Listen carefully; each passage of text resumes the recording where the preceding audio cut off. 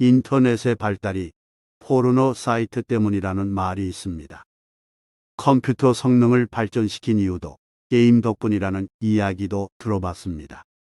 요즘 게임들의 실제 같은 그래픽을 보면 문서, 작업 정도를 넘어선 성능이라는 것은 확실합니다. 괜히 나온 이야기가 아닐 것이라는 생각이 듭니다. 그런데 실제로 일본의 출판업에 포르노그래피가 지대한 영향을 미친 것이 사실이라는 걸 아시나요? 오늘은 포르노가 일본의 에도 시대 출판업을 발전시킨 이야기를 해보고자 합니다.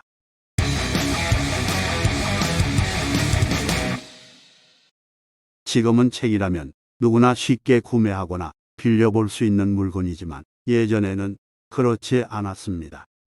조선의 경우도 책이라는 것은 대단한 사치품이었습니다. 한 권 한 권 만들기도 어려울 뿐 아니라 수요층도 적기에 가격이 결코 적을 수 없었습니다.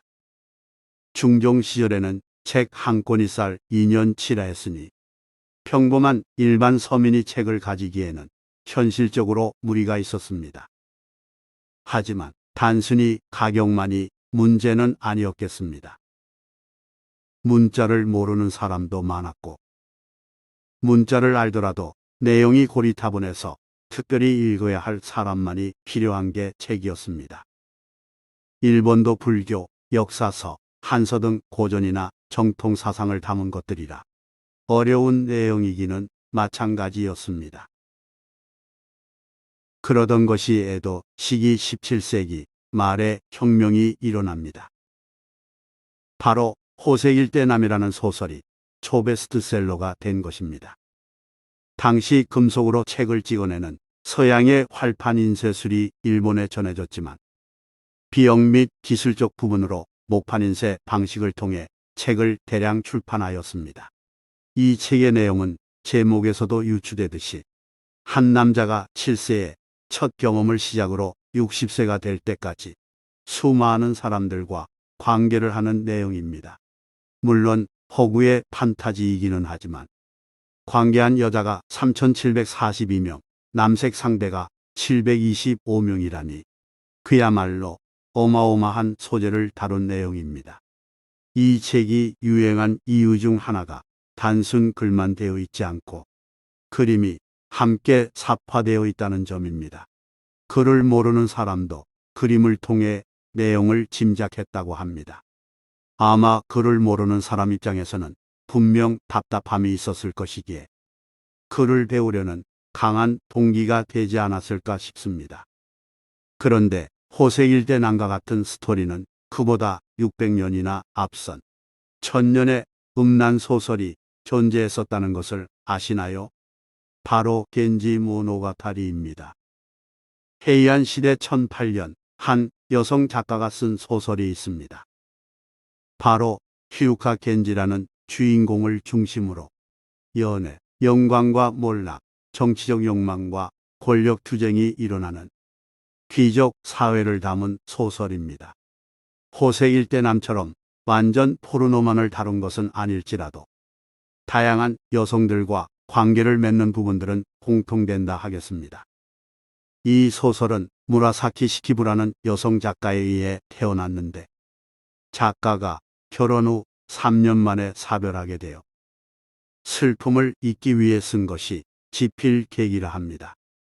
여성이 글을 배우고 읽고 쓴 것도 또 소설을 창작하여 유명해질 수 있는 것도 어찌 보면 부러운 대목이긴 합니다. 물론 여성이 박식하면 좋지 않다는 시대적인 풍조는 있었다고는 하지만 말입니다. 참고로 이 겐지 모노가타리는 세계 최초의 소설이라고 합니다. 11세기의 소설이 태어난 것, 17세기의 초베스트셀러로 인해 일본의 출판업이 급성장하게 됩니다. 독서에 대한 수요가 급증하니 내용을 창작하는 사람, 목판을 조각하는 사람, 인쇄 전문가 등이 생겨납니다.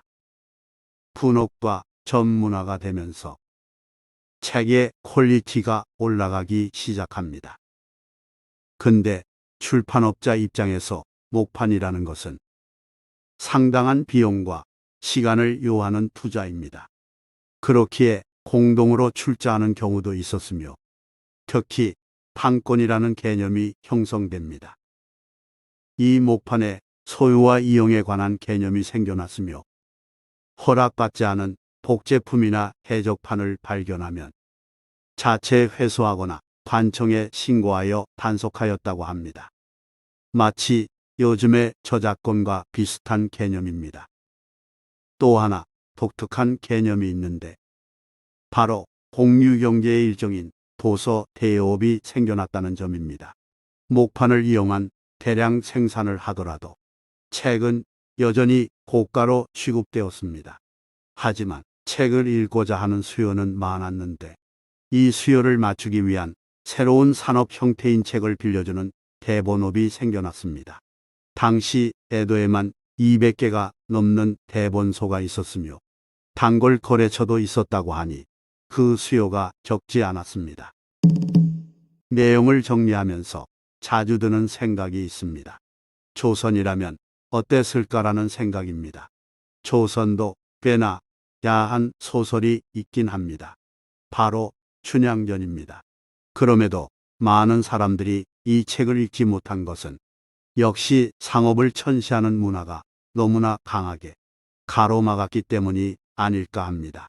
일본의 출판업 성공의 기조에는 엄청난 수요가 있기 때문입니다.